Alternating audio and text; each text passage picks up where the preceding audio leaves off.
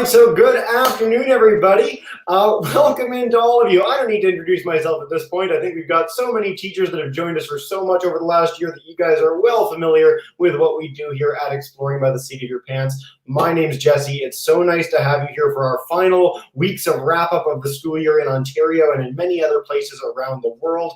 You guys are the best. A huge shout out to all our teachers. I'll say this again on the 24th for our last program then, but you guys are all absolute heroes. I hope you all get massive raises at the end of the year because no one has done more to make sure that education continues unabated than you. It's been such an odd year for everybody, and so I really appreciate personally all the work you've been doing to do such amazing stuff for students around the globe and in joining us here at Exploring by the Seat of Your Pants for just a really fantastic year of programs. I think we've hosted over 550 programs from around the globe, I think 90 countries or something like that. So welcome back. If you are joining us for the first time, welcome in.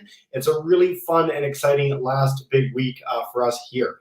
So today we are joined by one of our all-time favorite partners. We have joined them for, I think, 20 broadcasts this year alone. Every time it's a great time. Every time we have this number of huge audience from around the world joining us, and that is the Toucan Rescue Ranch. So they are located in Costa Rica, one of the most beautiful places on this planet. And what they work to do is to rescue, rehabilitate, and re-release injured wildlife in one of, again, a really, really special part of this planet. The last time we joined them, it was for World Otter Day. So if you want to check that out on our YouTube channel and see some really cool otters, that was a great time. But today we're going to dive in with everyone's favorite, baby sloths, and hopefully a little more outside of that as well. But baby sloths are a big selling point. So I'm going to turn it over to Andrea at the ranch to blow your minds. Thank you so much for joining us, everyone. And Andrea, take us away. Hello, everyone. I'm really excited to be on this tour once again. Of course, I always like to broadcast the baby sloths on the tours. They're always super fun. And I'm sure that all of you are like super excited to see all of these babies. I have 6 babies right in front of me that we're going to see in just a second. But as Jesse was explaining a little bit, well, my name is Andrea. I am the tour coordinator here at Toucan Rescue Ranch. I really like my job and what we do over here. Of course, it is super fun to work with these amazing animals. And even though I'm not one of their daily keepers, I sometimes get to work with them and to, feed some of the animals, for example, the parrots or the toucans, or clean the enclosures or work with the kitchen. And it's always super fun. With these baby sloths, of course, we have a really specialized team that works with them. So a little bit about Toucan Rescue Ranch. Jesse already said we are a rescue center and a sanctuary here in Costa Rica. So as a rescue center, our main goal is to rescue, rehabilitate, and rewild as many animals as possible.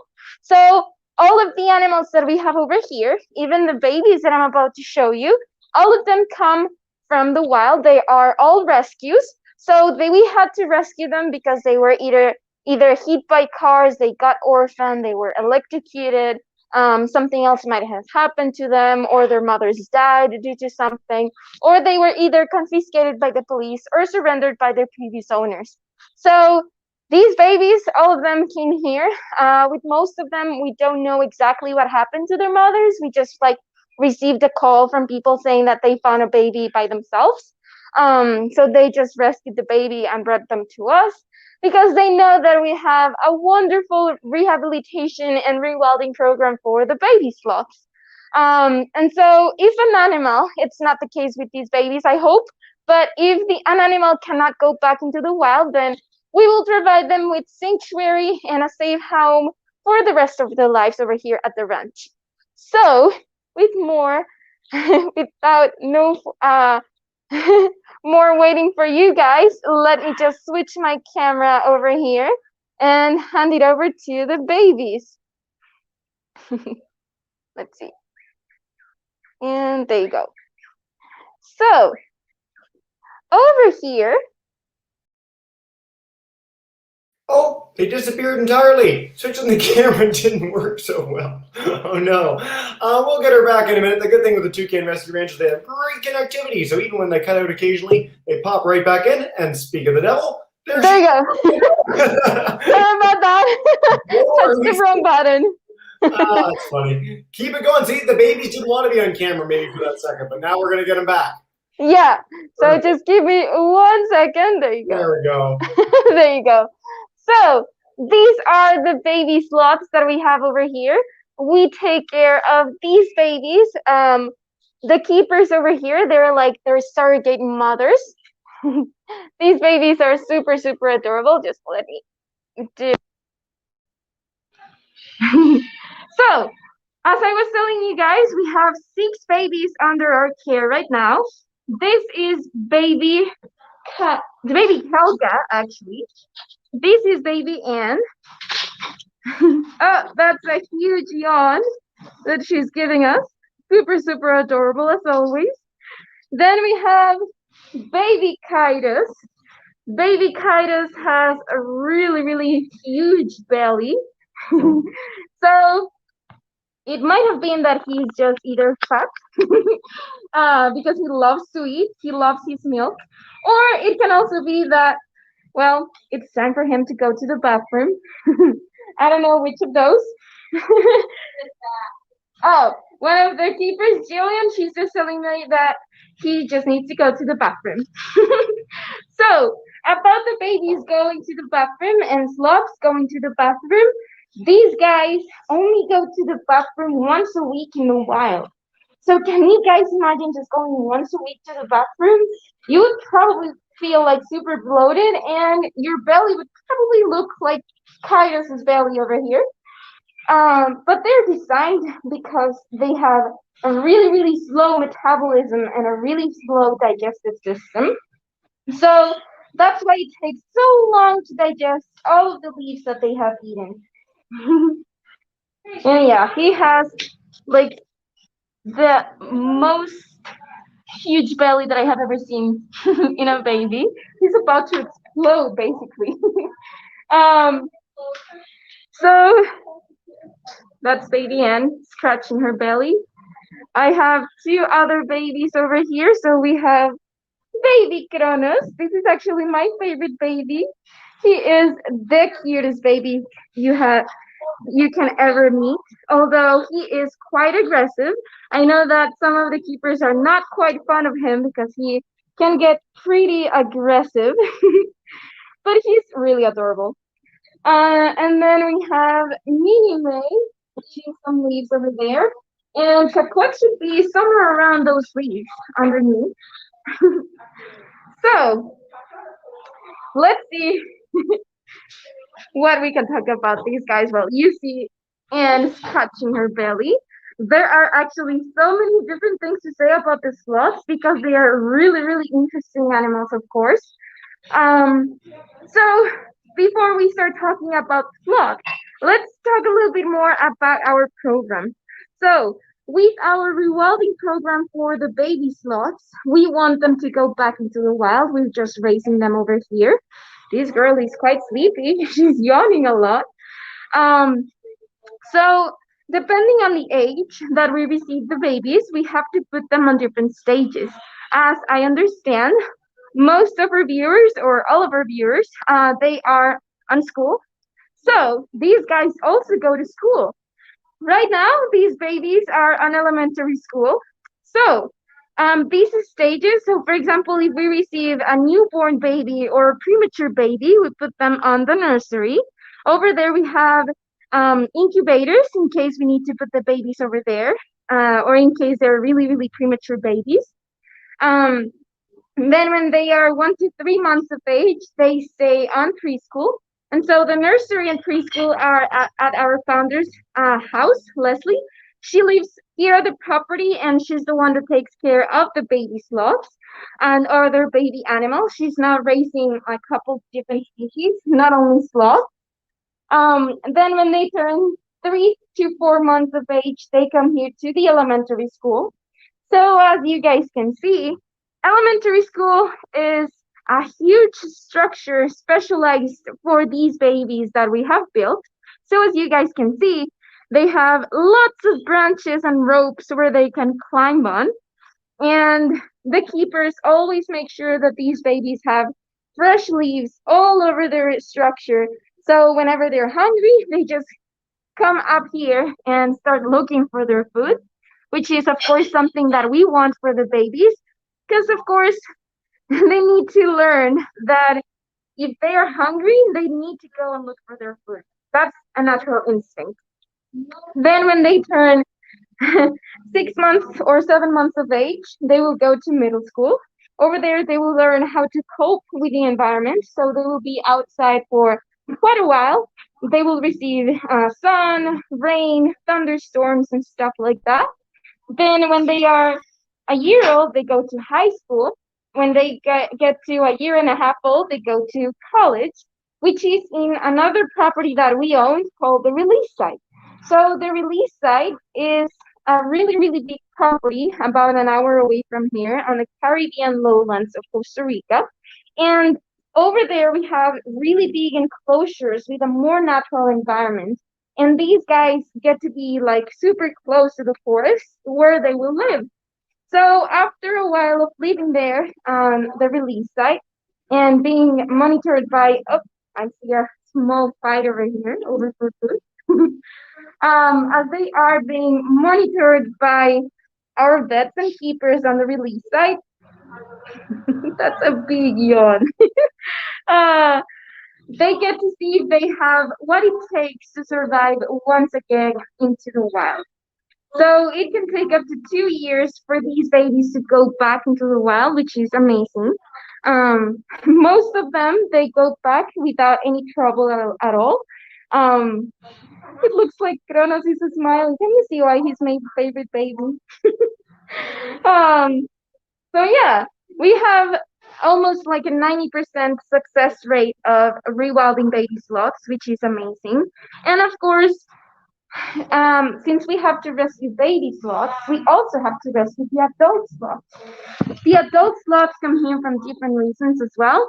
One of the main reasons we have to rescue the adult sloths is because they were electrocuted. So electrocution in wild animals here in Costa Rica, it is a daily thing. It happens almost every single day to a lot of different species, but mainly with sloths and monkeys. And there's a place in the Pacific side that they are estimating that a howler monkey dies every single day due to an electrocution. And I'm sure that the same happens with the sloths, because there are so many different accidents, and we get to hear so many like rescue stories about sloths that were electrocuted. With the electrocuted sloths, most of them get to go back into the wild. Of course, although the vets sometimes need to amputate one of their body parts, or they get to be blind because they develop ulcers due to the electrocution. Looks like Kairos wants to sleep over here, but he's a little bit comfier and probably warm. So yeah, fortunately, we get to rewild as many sloths as possible, and they get to live a wildlife once again. And so let's talk a little bit more about the sloths. I already talked to you guys that they go once a week to the bathroom. So we can keep on talking about their bathroom habits, like the pooping habits. Of course, you might know that sloths, they live up on the trees, but for them to go to the bathroom, they actually need to come to the ground to poop. And that's one of the only times these guys come to the ground. So there are different theories as to why these guys need to come to the ground to poop. One of those theories says that they don't want to leave their scent up on the tree where they're living, because that way their predators will not know that there's a sloth living on that tree, and that way they will not hunt the sloths that easily. So that makes sense. The second theory says that these guys like to fertilize their favorite trees, kind of like composting them. So they go on their favorite trees, they poop, and their poop is a really good fertilizer. I have seen it with some of our plants that are over here at the ranch, where we take, where the interns take the babies to go to the bathroom, and you can see that the grass grows greener and stronger, which is super, super cool. And the third theory, for me to talk about this, let me tell you guys that sloths, they have a whole ecosystem on their bodies. So these guys have algae, moss, and other things living on their hair. And also you can find like these little insects and moths, like small butterflies, living on their bodies. So these moths, what they do is that they lay their eggs on the sloth poop. And their caterpillars, instead of eating leaves like any other caterpillar, they actually like to eat the sloth's poop. So even though that's a little bit disgusting, it's actually super interesting to just notice how strong their relationship is with each other. Like how strongly related are the moths and the sloths, that they depend so much with each other. Because these moths, they help the sloths like keeping fertilized the algae that they have on their bodies, which is super, super interesting. I see that Caquette is out of her hammock. Oh no, that was Minnie May again. But Caquette is awake. So we have the dynamic trio over here. Although these two guys, Caquette and Kronos, they are really naughty. These are the guys that are always escaping this structure, and they actually like to sleep over this side, especially Kronos. I'm sure that this hole over here that you see, that was probably made by Kronos. And sometimes we get to see that some of these leaves, they are a little chewed, and that's Kronos' fault. So he knows where the goodies are, don't you, Kronos?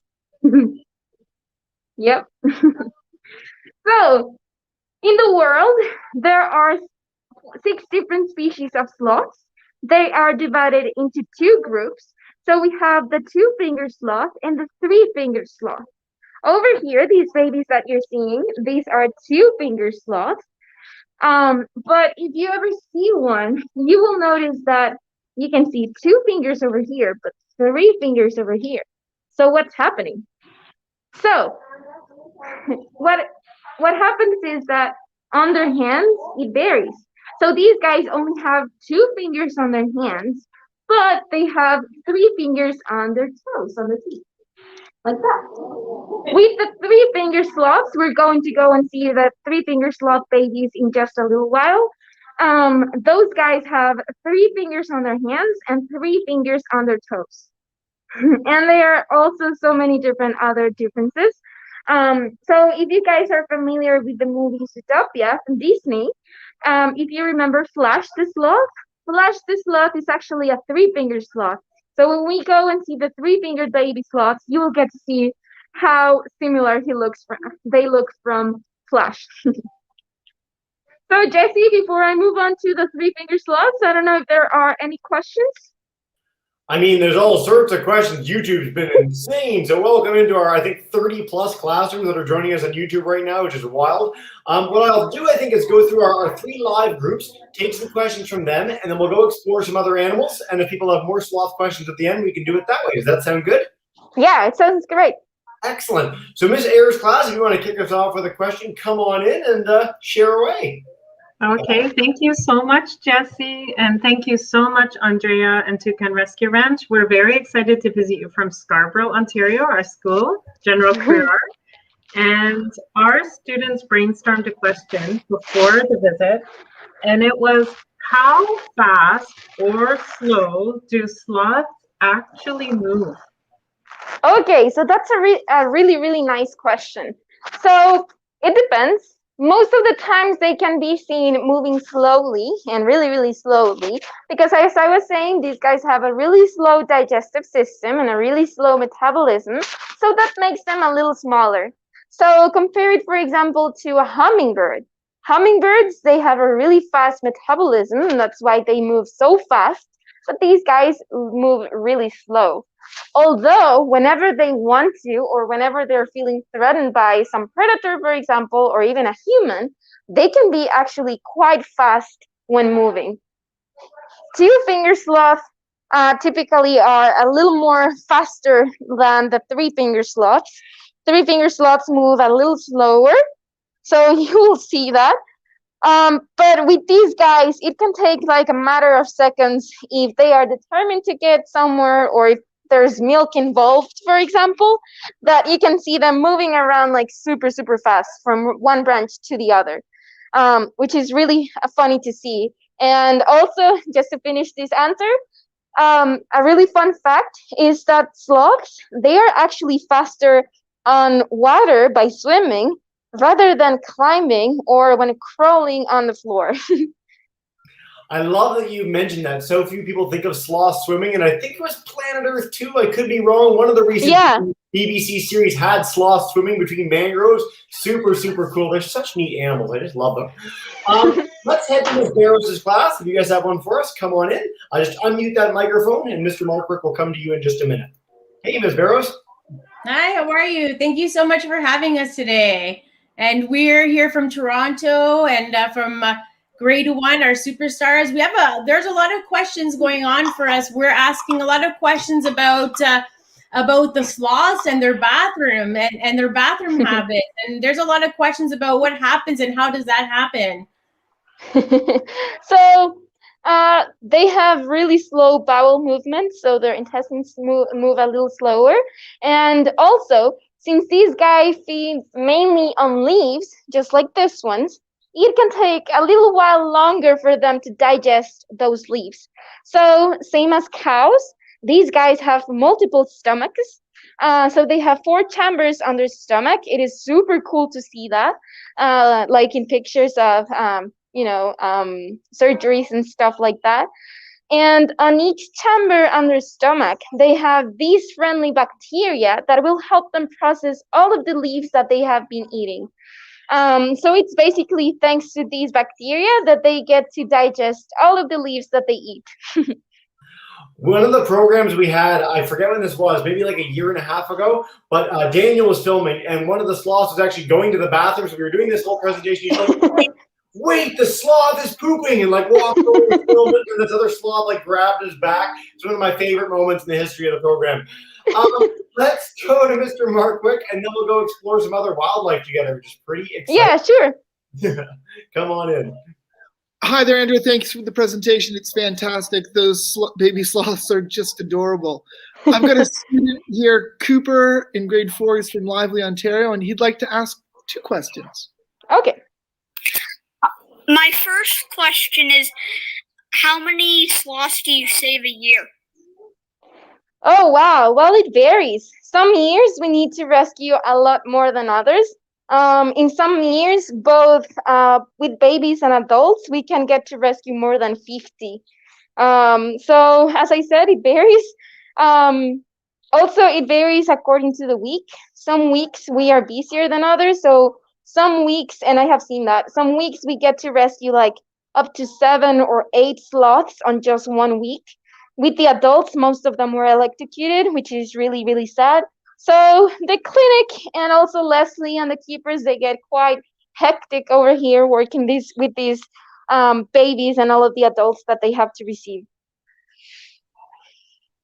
And my second question is, what kind of other sloths or other kind of animals do you save? Okay. Why don't we go explore that and find out? I mean, it's a great question, but we can go check them out in person. What do you think? I don't know. I think we can go see some, and then if we don't answer all of that, we can tell you a little bit more after the fact. How does that sound, Andrea? Yeah, it sounds great. Cool. Take us away. Show us what else you guys are saving there at the Toucan Rescue Ranch. I bet toucans are in there somewhere. Got a feeling. Oh, yeah, I can tell you we have some toucans over here, of course. There's of course, a reason why we're called the Toucan Rescue Ranch. So before we head and go the other different animals, maybe we can go and see the 3-finger sloths just real quick, because they are on the rescue center side. So I don't want to disturb them as much. So it's just for you guys to see some differences between both the species. So let's head over there. So I love getting this walkthrough too. This is such a beautiful facility. It's so rare in one of these programs where we get to actually walk through it all, but such a neat place you guys have there. Yeah. Yeah, we get to walk like through every single place we have over here, and all of the different enclosures and different animals that we have rescued over here. So I'm looking for the three-fingered sloth babies, but it appears that they are on the very top of the tree, hiding from me. Because I actually cannot see them that well. Oh, okay, I saw them. I'm not sure if you guys are going to be able to see them, but just for you guys to see where they're hanging, literally. Let's see. So, yeah, it's going to be a little bit difficult to see, but they are one over here and another one over here. We believe you. We believe you. I think they're there. So they're blending in super, super well. This is a really perfect example on how they camouflage themselves. And it took me a while to figure out where they were. But we have Muffin and Tamalito over here. Actually, on the Global Biodiversity Fest, I was able to show these two guys. I think it was Muffin that was on the very low. He was lower, so it was easier for me to show her to you guys.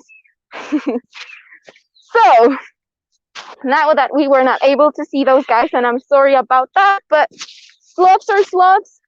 We also want them to go back into the wild, so of course we let them be as wild as they can be. We can go and search for other animals. So right now I am going through the sanctuary side, and as I said, on the sanctuary side we have the animals that sadly will not have the chance, or at least they did, but they didn't make it back into the wild. Right here, and I can't wait to see if he comes to me. Hopefully he will. We have one of a really, really strange species of animal. I'm sure that this is going to be the first time you guys ever see one of these, or at least hear about these guys. So let me switch my camera once again and wait for Hershey to come. There he comes. Hi, Hersh. Or not? No? He's going into his den. So over here, let's just wait a little bit to see if Hershey will come to the front of the enclosure. We have a Tyra over here. So Tyras are family to weasels and otters. They are really, really amazing animals. They are actually carnivores. And I think he might be a little scared from the grass cutting machine. So I'm just gonna give him a little time. If he comes back, I will show him to you guys.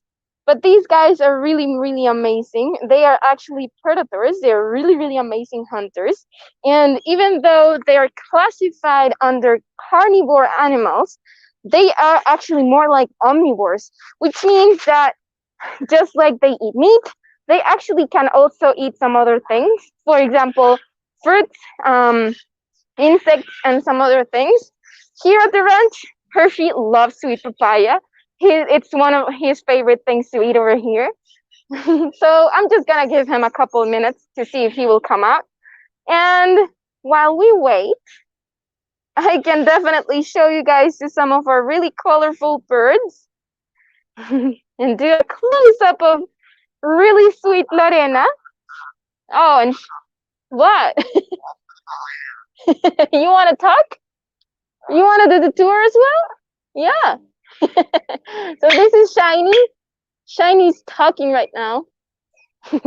What? Are you gonna say anything? No? So something really, really important to know about Costa Rica is that here it is completely illegal to have wild animals as pets, which is a really nice thing, because I know that there are so many different countries and places where you get to have wild animals as pets, like these parrots.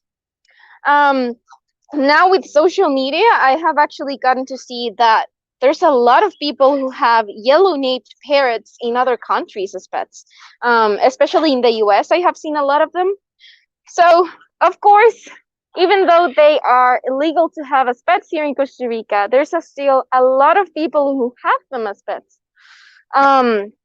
So we have to receive so many different phone calls from people saying, hey, I don't want my parrot anymore. Can you receive her? And we're like, well, why did you get it on the first time? So parrots, they can live in the wild from 25 to 30 years, but in captivity that changes because they can get to live from 50 to 80 years. So can you guys imagine having a parrot or a pet for 80 years? It's just a lot of time. They can almost outlive a human. So a lot of people, and that was the case of Lorena, a lot of people die before their parrots die. So we had to rescue Lorena because her previous owner passed away last year, unfortunately, due to old age. And her son didn't want to take care of Lorena, so he just surrendered her to us. Right now, of course, she's living the dream over here. She gets to be with so many different friends. She gets lots of toys and everything, and a really, really good food. So let's see what these guys are eating today.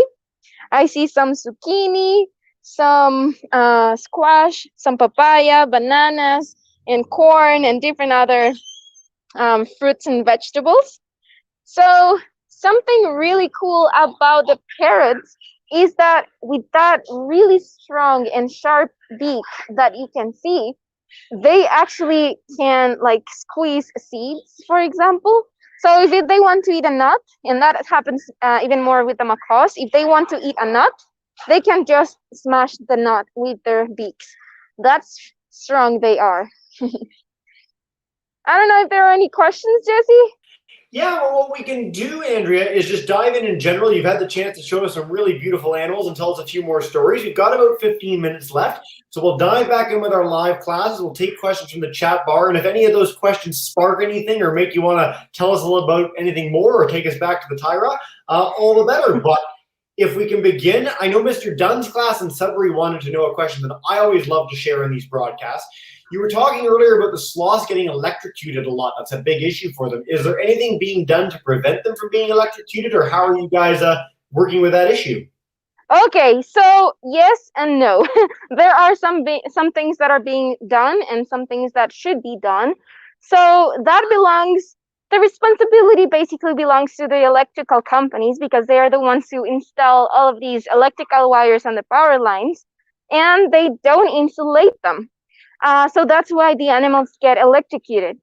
But of course, it is super, super expensive to insulate all of these wires. So what they're doing, due to the pressure of some other rescue facilities over here in Costa Rica, is that they're starting to insulate the wires where it happens every single day.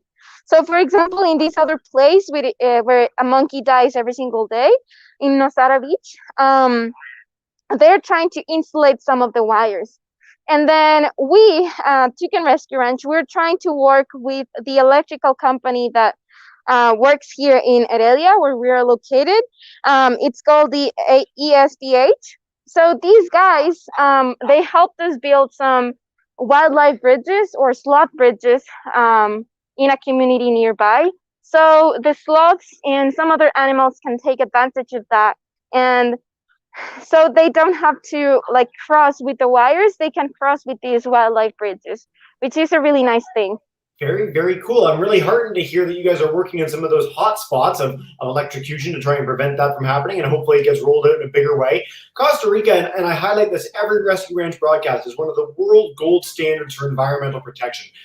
It's changed. It's not something that's always been this way. It used to be a lot more degraded, something like Canada or the US would be, and has really done amazing efforts to protect wildlife and habitats there. So what a heartening story. And I love the idea of the sloth bridge. This is something that we've covered all over the planet, that wildlife corridors, whether they're big tracts of land or areas where animals can cross, is a really, really impactful solution when it works. So kudos to you guys. I want to take a couple more questions from you two, and then we'll go back to our live classes. Nevin in Ms. Rowland's class wants to know, how do toucans camouflage when they're so colorful? So this bird in front of us too, like it's so colorful. Does it have the option of camouflaging? Does it need to camouflage at all? Okay, so I'm going to speak about the toucans when we go and see them. But with the parrots, they do camouflage. So you can see that they're mostly green, and they are almost always at the top of the trees.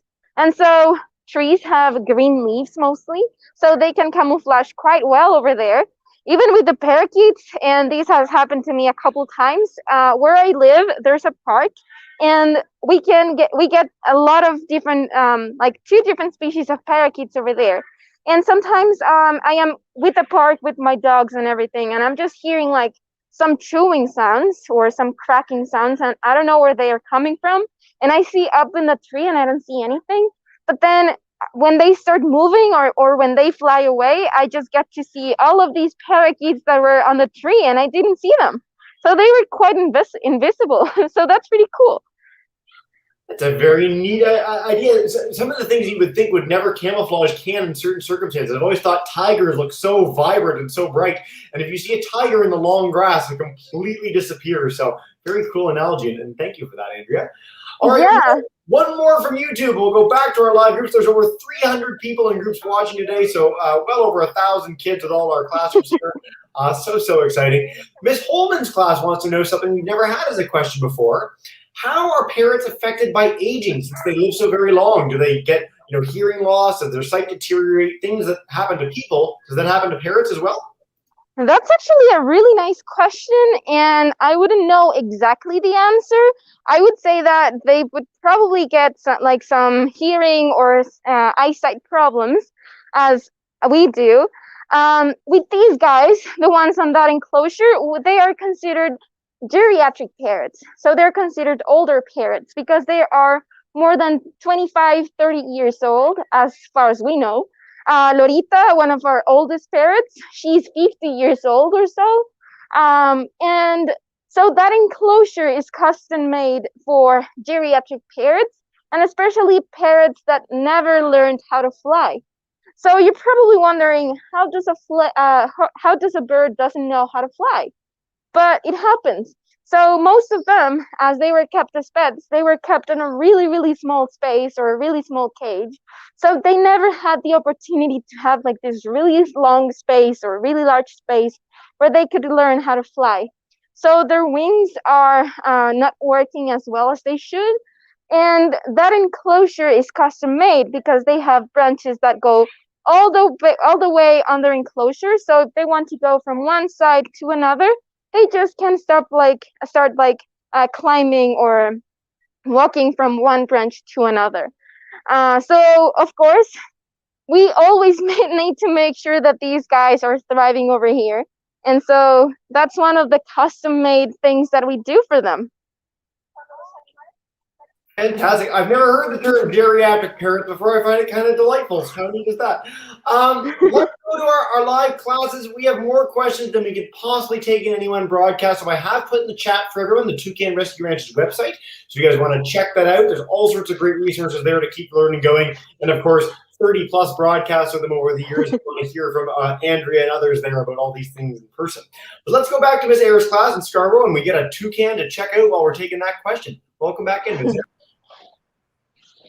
Thank you, Andrea and Jesse. I think you answered our question about birds and what you do to give them room to fly.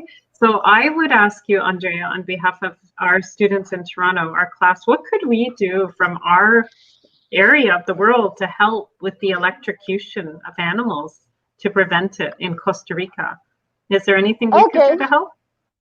Well, that is a really, really nice question. You guys can also help us do more pressure to the electrical companies. Like trying to tell them, yeah, do these bridges, or even to the Ministry of Environment here in Costa Rica, trying them to work on these like bridges, or having a law that states that the electrical companies, if they're going to put a new wire, they need to insulate them before, or when they're building a new road, that they have to do like these wildlife bridges and stuff like that. But that's a really, really nice question, and thank you so much for concerning about this problem. It is a really nice question. And one of the things that we've seen, actually one of the origins of this as an organization, was the idea that kids could write letters and learn more about sharks in Australia and work to help, change the tide there about saving sharks.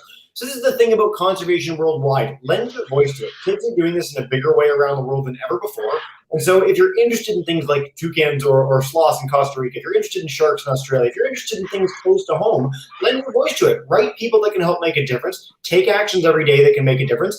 And I know it's trite and it's fairly obvious, but you guys can donate to amazing organizations like the Toucan Rescue Ranch. So I'll bring up their site on the screen. They really do tremendous work. And I think over our years in partnership with them, classes have raised well over $5,000 for the Rescue Ranch and their efforts.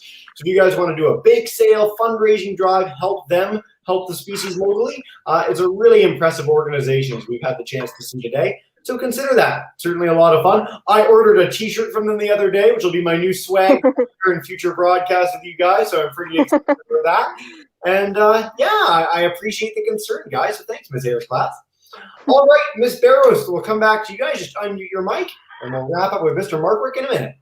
Sounds good. Thank you so much. So we have one student here who's been very curious about some things with the sloths, and then we'll ask you another question that's been in our chat. So go ahead, Jasmine.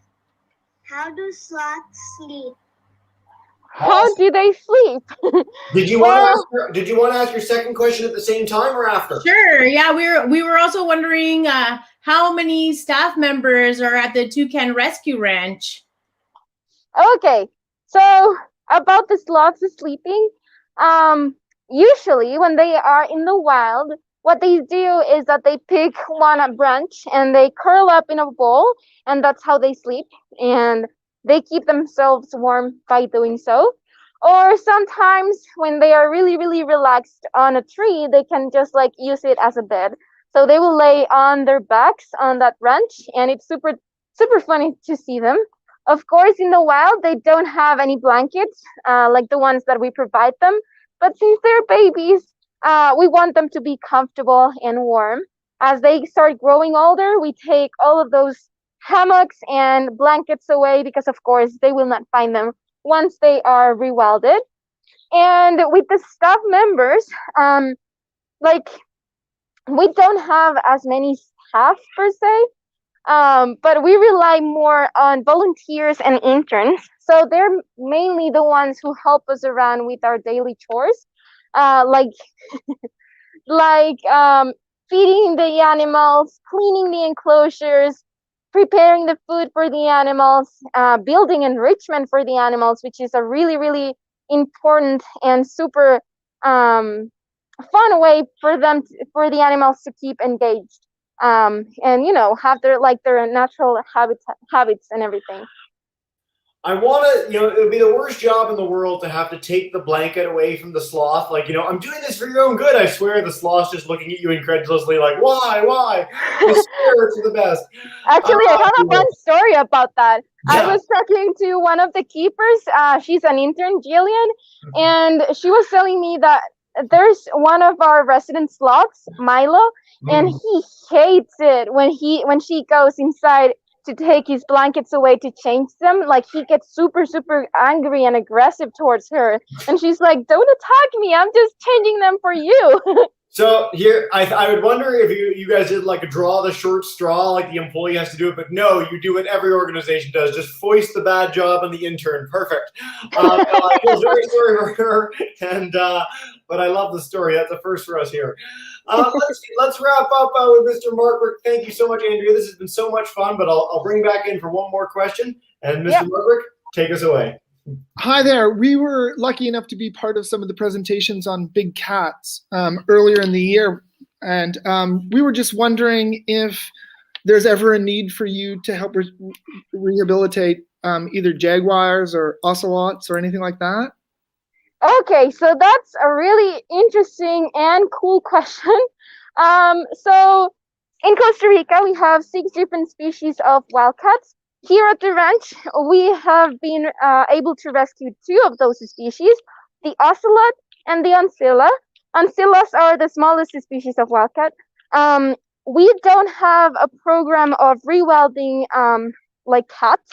We only work with these 2, although we were able to rescue another ancilla a couple months ago. He was hit by a car, unfortunately, but he was doing super good. So after a few days of staying here at the clinic, he got to be rehabilitated and rewilded into his natural habitat, which is really great. all of us were like super excited to be working with another ancilla. If you guys go and look on our website or on our YouTube channel, you get to see like the video of his rewilding.